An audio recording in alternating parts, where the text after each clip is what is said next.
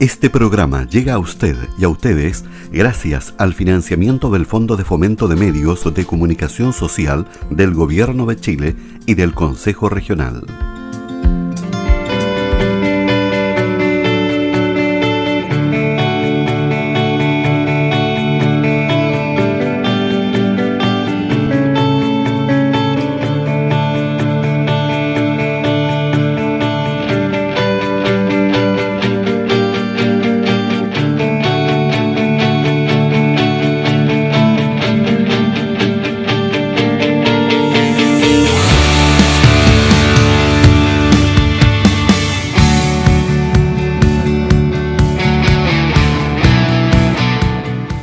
Hola, ¿qué tal? ¿Cómo les va? Octavas maravillas del Biobío a través de las pantallas de nuestro Canal 8, la señal 23. ¿Cuál es la idea de estos capítulos?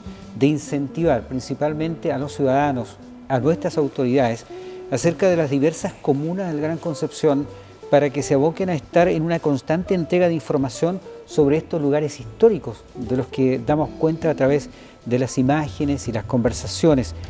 Propiciar y promover la difusión de cada lugar que ha hecho historia en nuestra región, siendo estos visibilizados, reconocidos y no olvidados, que es lo principal. Saludamos en esta instancia al profesor Sergio Sepúlveda, a quien le damos las gracias por su tiempo, por su dedicación también, porque nos viene Sergio a conversar acerca de la Central Chivilingo, que tiene un sello histórico indeleble en la historia y que está pasando por momento crítico hace bastante rato.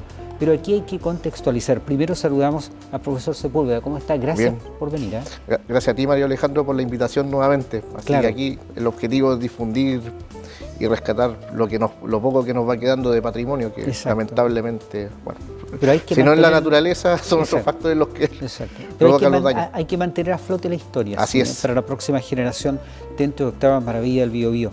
La Central Chivilingo, ¿la ubicamos hacia el sector Coronel Lota? Sí, aproximadamente como 12 kilómetros al sur de Lota. Sí, exacto.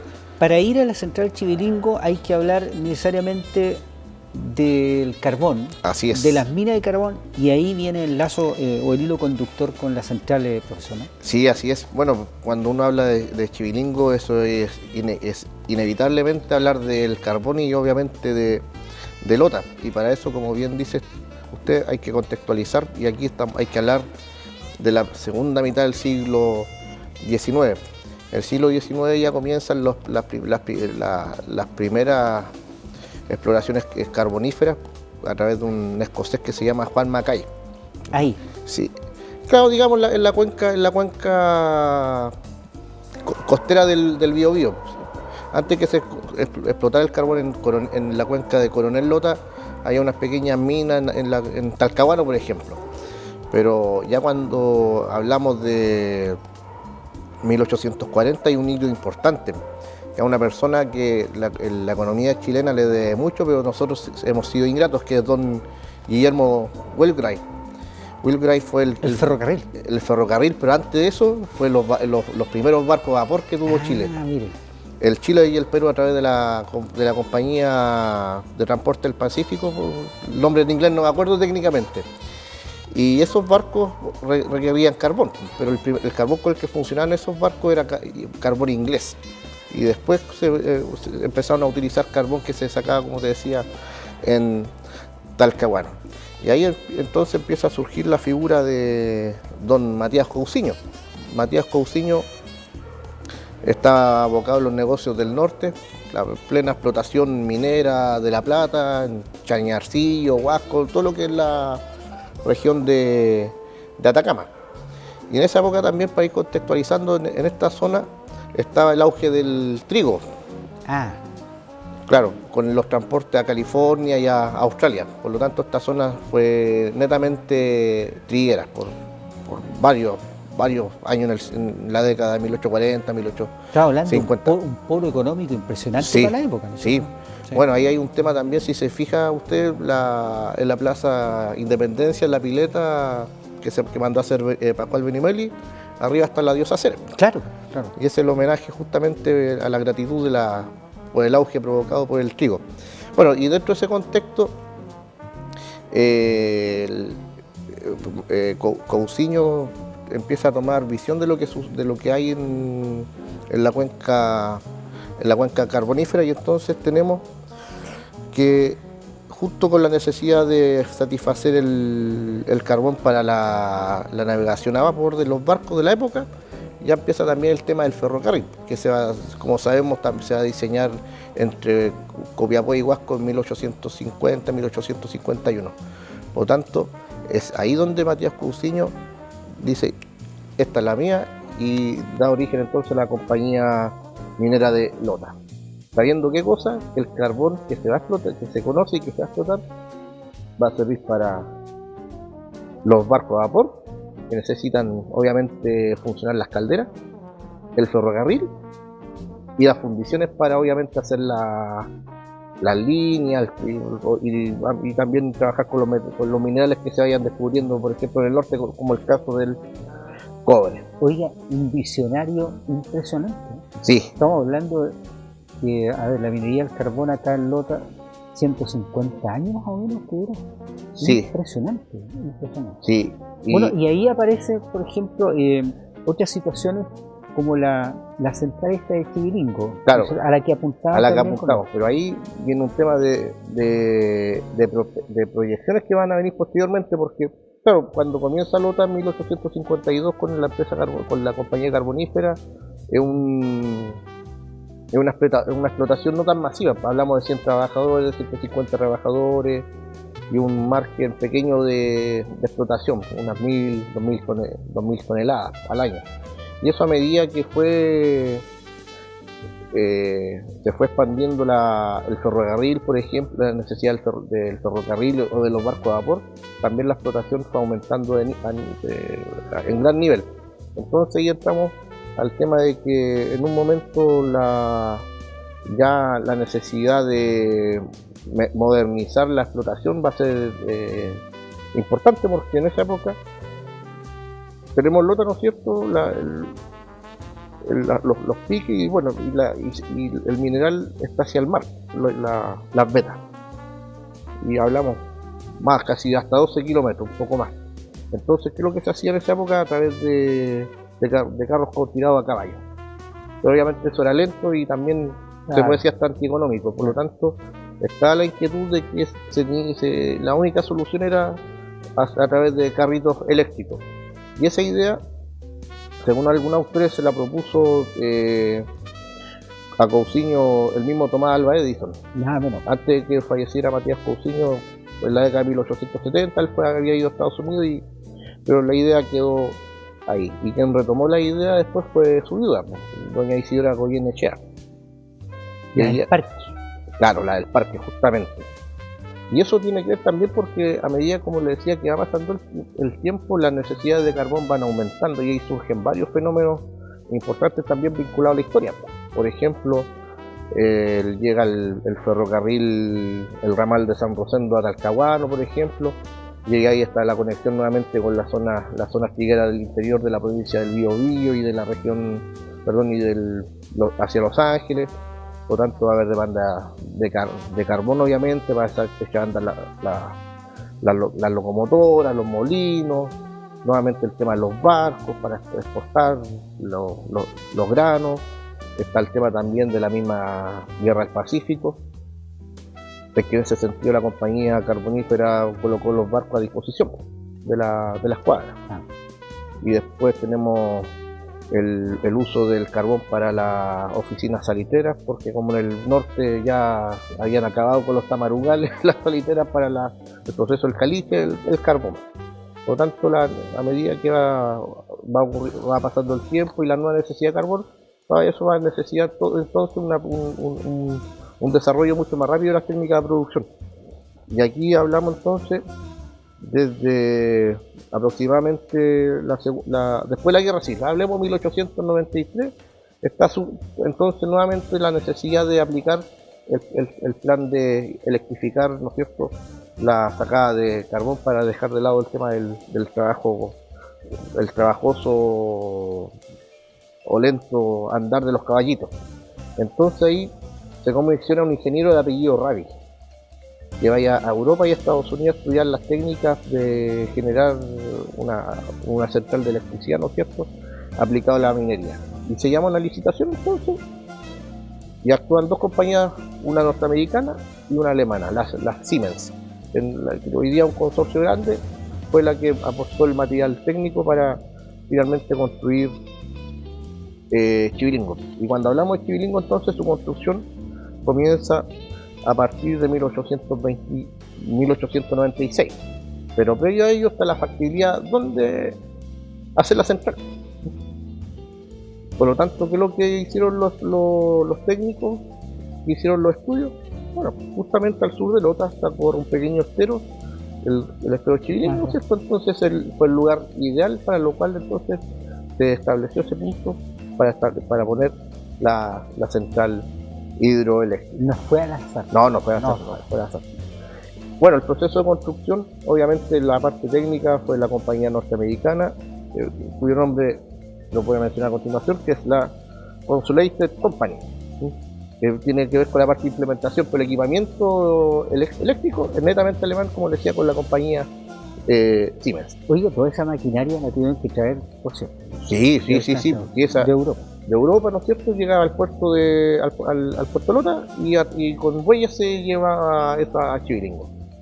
Y la construcción propiamente tal, la parte civil, eso fue a cuenta de la compañía carbonífera. Con operarios chilenos. Operarios chilenos. De la época. Sí. Y también con los técnicos alemanes y norteamericanos, la parte especializada. Y hay un tema importante, bueno, como a veces las cosas pasan en Chile, que faltó el cemento. No me diga ahí. Bueno, ahí se recurrió al ingenio y bueno, obviamente ahí se usaron las conchitas, la arena del lugar y hasta clara de huevo. Mire, como cuando se construyó los famosos tajamares del Mapocho en la época del corregidor Peñasco. Así que las viejas recetas funcionaron. Claro. Entonces, Chivilingo se terminó de construir en 1897, tomó aproximadamente un año su construcción. ¿Estoy escuchando bien que se demoró un año la construcción? Sí. Oye, lo encuentro increíble porque en esta época las cosas se demoran un poco más y parecieran ser más sencillas, pero ese es otro tema. Volvamos a Chivilingo. Claro, pero ahí lamentablemente doña Isidora no alcanzó a ver la obra porque había fallecido en París. Y hay un tema importante a propósito del mismo diseño de Chivilingo, porque hay en la literatura hay ciertas contradicciones o no hay acuerdo, porque algunos autores señalan que, bueno, Tomás Alva Edison le recomendó a Matías Cousiño el diseño de una planta eléctrica para el mineral. Y hay autores que señalan que detrás de los planos estuvo Tomás Alva Edison, pero hay otros autores que decían que Edison estuvo interesado en el funcionamiento de la central. Por lo tanto, si usted me permite, no hay consenso de qué pasó con Tomás Alva Edison en ese sentido. Yo no voy a carrilear, pero bueno, dejemos que el mito... Es importante su opinión, como profesor, y haber indagado sobre este tema, haber escudriñado. ¿Por qué es importante esta construcción, profesor? Bueno, porque del punto de vista económico permitió agilizar los procesos de extracción del mineral. Esa es la primera cosa. Pero el segundo tema tiene que ver con un tema histórico, como usted bien dice. ¿Por qué? Porque esta fue la primera central construida en Chile, hidroeléctrica. La primera. La primera en Chile y la segunda en Sudamérica, después de Buenos Aires. Un hito entonces. Un hito, sí. Vale. Y hasta el día de hoy, mientras no se mande abajo, lo poco que queda es la más antigua de Sudamérica. Ya vamos a llegar a eso. Vigente. Vamos a llegar a la actualización acerca de la central. Pero ahí hay mucha historia. Sí. Mucha historia. Claro, por ejemplo, hay varios documentos. Por ejemplo, la compañía carbonífera para los 100 años sacó un documento y hace lamentablemente un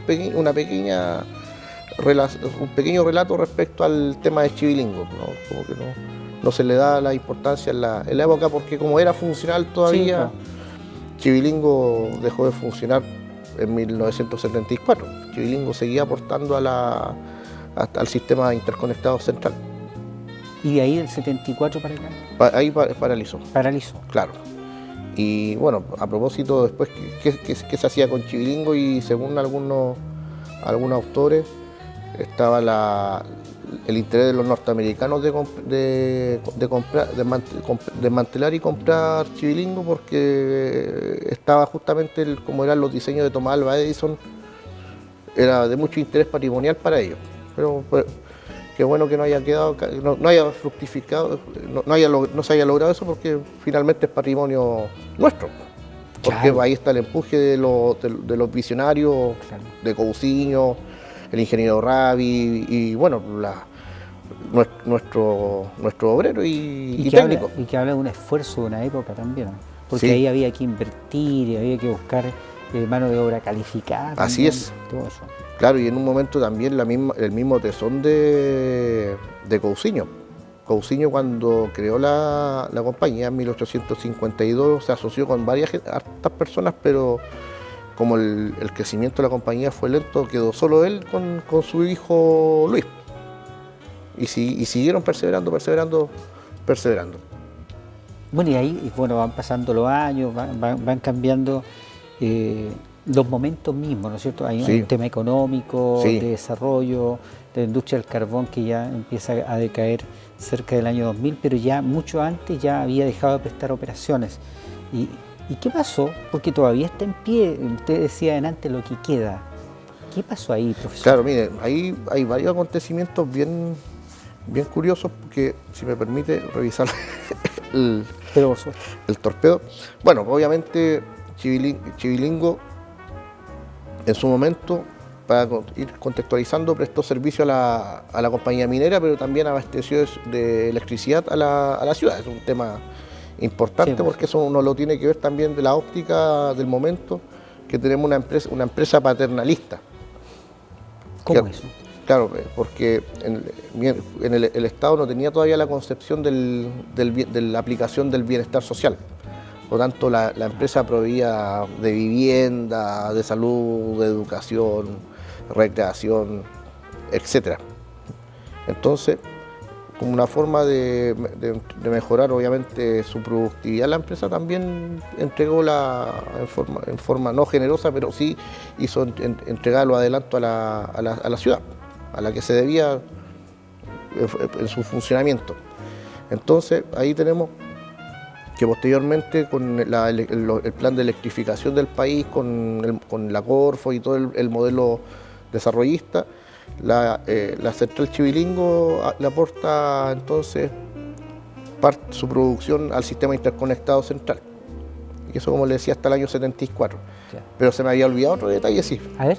Claro, que como le expliqué anteriormente, Chivilingo era una central hidroeléctrica, ¿no es cierto?, y funcionaba con agua. Pero para evitar los problemas de sequía se hizo también una pequeña central se acondicionó una pequeña central termoeléctrica en el recinto, para evitar justamente la sequía, y esa pequeña central funcionaba a carbón. ¿Y qué pasó, profesor? Estamos llegando a un momento crítico.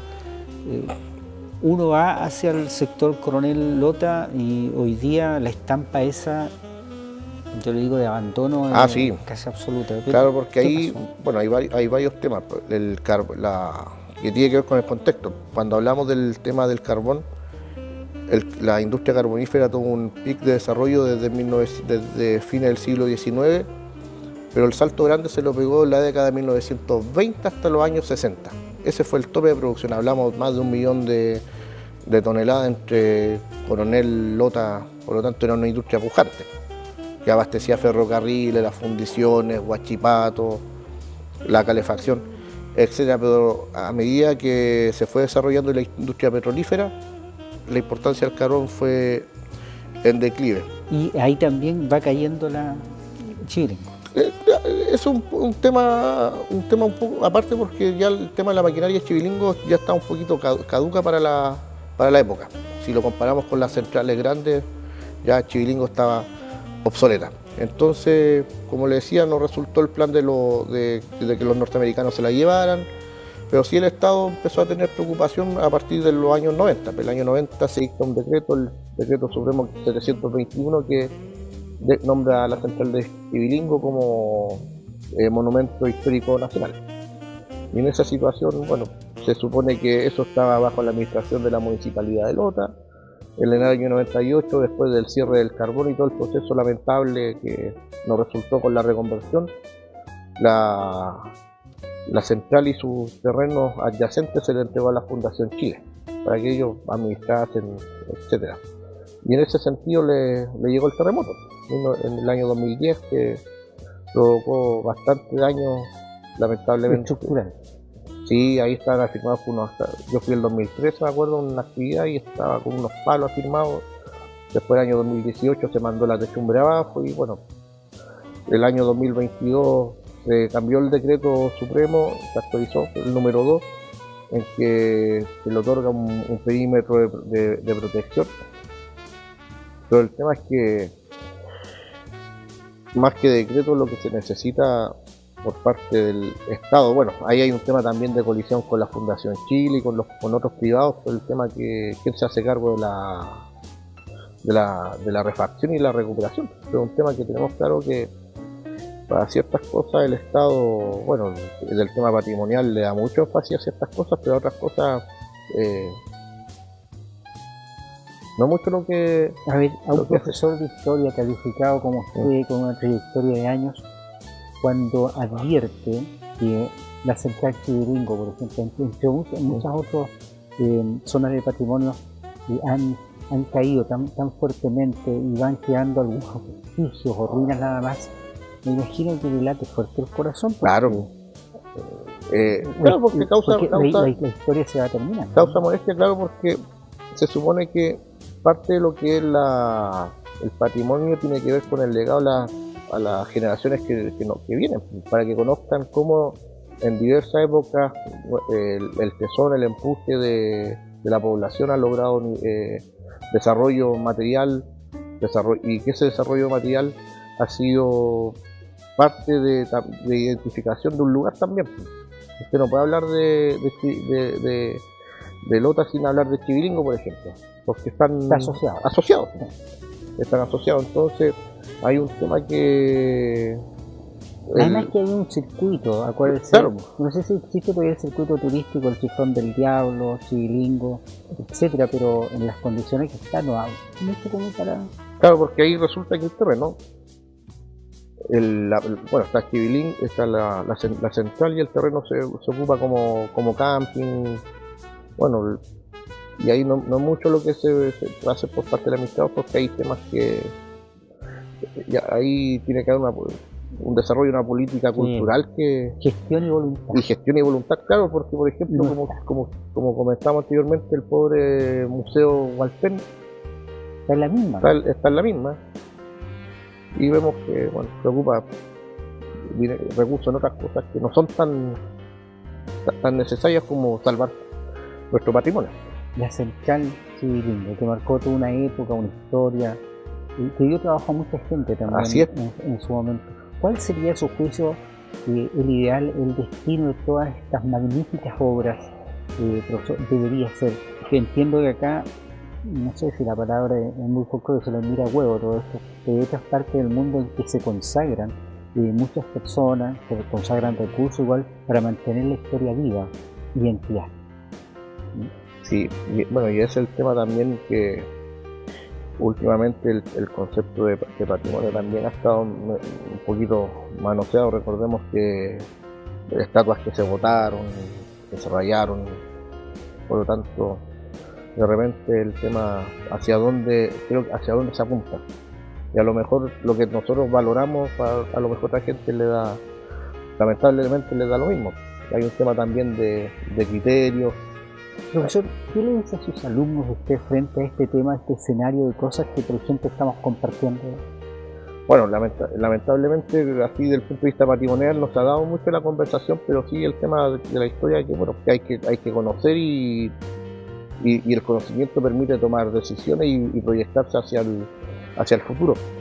Y en ese sentido, si lo vemos desde el punto de vista patrimonial, nosotros tenemos que hacernos cargo como sociedad de todos los vestigios que, aparte, en ese sentido, nuestra región tiene poco, porque recuerde que la naturaleza con nosotros ha sido ha sido dura. Nosotros no tenemos los vestigios culturales que, por ejemplo, que tiene Santiago de la época colonial, porque aquí los terremotos fueron fatales. Por lo tanto, así como hay un esfuerzo grande desde el punto de vista histórico, por ejemplo, el profesor de su época, Vivaldi, el profesor Macei, el profesor Carter, de difundir la identidad histórica y la identidad cultural, también nosotros tenemos que hacernos cargo desde el punto de vista de mantener desde el punto de vista estructural el patrimonio, porque usted sabe que de repente las palabras se las lleva el viento.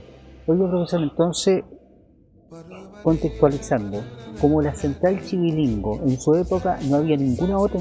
Ninguna otra. ¿No? Y en Sudamérica también está arriba en el podio. Claro. O sea, ¿qué significaba eso, por ejemplo, para Chile, tener una central como esta en línea? Bueno, si hablamos del comienzo del siglo XIX, comienzo del XX, que había un nivel de avance importante. Incluso la misma ciudad de Lota, el puerto, tenía un poquito mayor importancia que el de Talcahuano. ¿Por qué? Porque recuerde que antes no estaba el canal de Panamá, por lo tanto los barcos tenían que dar la vuelta por el Cabo de Horno, por el Estrecho Magallanes, y repostaban de carbón en Lota. Por lo tanto, Lota era un punto neurálgico importante, no solamente desde el punto de vista del carbón, que es la parte importante que tenía, sino también había varias industrias asociadas, unas fundiciones, cerámica, ladrillo, y eso permitió también atraer bastante gente desde el punto de vista del campo a la ciudad. Pero también tenemos el otro efecto, que fue la cuestión social, en que también, claro, la empresa se preocupaba de por lo menos la carbonífera se preocupaba de las condiciones de sus trabajadores, pero la otra, bueno, ahí desconozco, pero ahí están los temas también del descontento y las grandes huelgas que hubo también en 1920, 1947 y después la gran huelga que se conoce de los años 60. Oye, es que era un polo industrial impresionante. Bueno, todavía quedan algunas industrias grandes, pero hubo un momento que está en la cúspide de esta zona. Así es, por lo tanto hay un tema, como le digo, que no podemos desconocer y olvidar, no solamente desde el punto de vista de la estructura, sino también a los personajes que dieron el impulso para esto. Y ahí volvemos nuevamente, Cousiño, Macay y el mismo Guillermo Bilbray, que nosotros de repente nos olvidamos. Profesor, ahí están nuestras cámaras para que le diga a la gente lo importante que es mantener en alto la identidad, con algunos sitios como la Central Chivilingo, por ejemplo. Sí, mire, el tema es tener la identidad, que somos parte de una comunidad, que tenemos una historia en común, no solamente desde el punto de vista nacional, sino también regional. Como dice Armando Carter, nosotros somos hijos de la región del Biobío y tenemos que mantener nuestra identidad. Y por lo mismo, ¿no es cierto?, por su mensaje, su relato, le damos las gracias por su tiempo, por habernos acompañado, profesor. Sí, si me permite, antes de que se corte el tiempo, por favor, algunas recomendaciones bibliográficas. Por favor. A ver. Si me permite, ¿quién nos va a recomendar? La historia de Concepción, escrita por Fernando Campos Harriet. Esto fue escrito en la década de los 80 y una historia bien interesante y completa. Y aquí hace mención respecto al tema de la importancia del carbón en Lota. Fernando Campos Harriet. Fernando Campos Harriet, distinguido historiador, bueno, falleció hace algunos años atrás, pero hijo de nuestra zona. Ese es uno. Este es uno. El otro. El otro, que es interesante también, Geografía de Chile, Instituto Geográfico Militar. Este volumen se escribió el año 2001 y habla sobre la región del Biobío, del contexto histórico, geográfico, y aquí hace mención justamente al tema de cómo se desarrolló la industria carbonífera. Y también están los planos desde el punto de vista de los minerales, cómo está la estratificación geológica. Así que esto también fue escrito por distinguidos profesores de acá de la zona. Armando Pacheco, la señora María Mardones, o incluso también Hilario Hernández, que fue rector de la Universidad del Biobío. Sí. Así que un libro de peso hecho por hijos de nuestra región. De acá. Muy bien. ¿Qué otra cosa? Otro libro importante para entender un poco más el tema económico del siglo XIX, Economía y Sociedad de Concepción, que lo escribió el profesor Arnoldo Pacheco. Economía y Sociedad de Concepción. Sectores populares urbanos, siglo XIX. Muy bien. Así que aquí hace una buena historia respecto a cómo se va generando la historia del carbón. Bien. Y el último libro... Este salió hace poco. Este salió hace poquito. Bio Bio Crisol de Culturas, una breve historia regional escrita por Armando Carte. Y aquí hace también mención en un par de capítulos justamente cómo surge la historia carbonífera, la historia de la industria carbonífera, de Coronel Lota, ¿no es cierto? Y todo el proceso de desarrollo industrial que tienen ambas comunas, desde el auge y lamentablemente la decadencia que vivieron en los años 90. Bueno, mientras haya personas como usted, profesores como usted, maestros como usted, que amen la historia, vamos a mantener en alto todo este recuerdo que hace también para las nuevas generaciones, ¿no? Y no pasar en banda, como se dice, sino dejar algo, ¿cierto?, en la mente, en el corazón de todos nosotros. Sí, bueno, y ahí también hay un tema lamentable que desde el punto de vista curricular, el patrimonio no está muy bien tratado en el sistema escolar. Ahí uno tiene que hacer los recovecos, inventar alguna... Lo importante es que está dentro del sistema y puede, ¿no es cierto?, abrir Sí, mentes hay colegas que le dan énfasis también al tema patrimonial, porque es un tema, como le digo, que da harto campo para que los muchachos se motiven y tengan el interés de tener la identidad personal. Muchísimas gracias. Sí, muchas gracias a usted, Mario Alejandro, y si me permite un último saludo que me lo están cobrando. Un saludo a mis exalumnos del Colegio Aurora de Chile y a mis alumnos del Colegio Echegoyen en Rizalzón, especialmente a mis alumnos del 7º año C, que me están cobrando que, profe, ¿cuándo nos va a mandar un saludo? Así que ahora se los hago llegar. Muchas gracias por su gentileza. Usted, Mario Alejandro. Muy bien. Nos ha acompañado el profesor Sergio Sepúlveda en Octavas Maravillas del Bio Bio.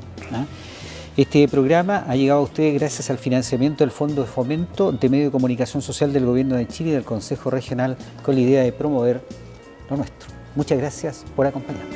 Gracias, profesor.